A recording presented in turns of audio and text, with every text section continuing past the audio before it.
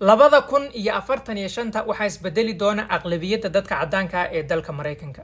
Hadda boqolkiiba 60 ku dhawaad waaye, laakiinse markaas waxay noqon doonaan boqolkiiba 49.7, macnaha 49.7 oo ah meel ka hooseysa thresholdiga boqolkiiba 50.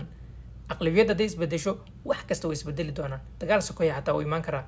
fiiri dalka Soomaaliya aqlabiyad la'aan ka jirta. haddii hal qabiil boqolkiiba 50 uu ahaan lahaa Soomaaliya, nabad bay hadda ahaan lahayd.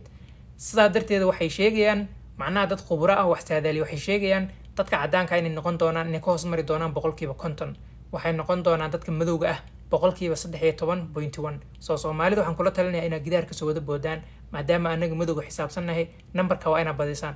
inkastoo sharci adag meesha la soo saaray bari dhaweed oo la sheegay qof kasta oo gidaar ka soo booda waxa lagu xujeenayaa warqad aad kaga codsatay dal kale inaad qaxoontinimo ma ku tagto, macnaha dalalka Yurub oo kale oo rejection lagu soo siiyay warqadda caddeynta hadaa keento dalka Mareykanka waxa waaye markaa waa lagu ogolaana.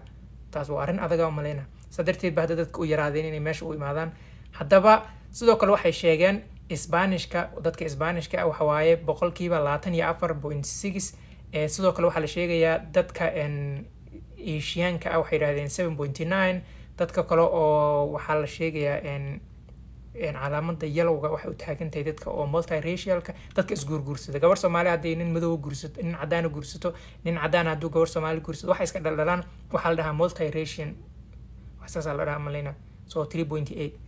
haddaba Soomaaliya waxay nugula talinayaa wadankan in aad aqlabiyadiisa wax ka bedeshaan. Soomaaliyana hal qabiil ha looga imaado si wadanku nabad noqdo.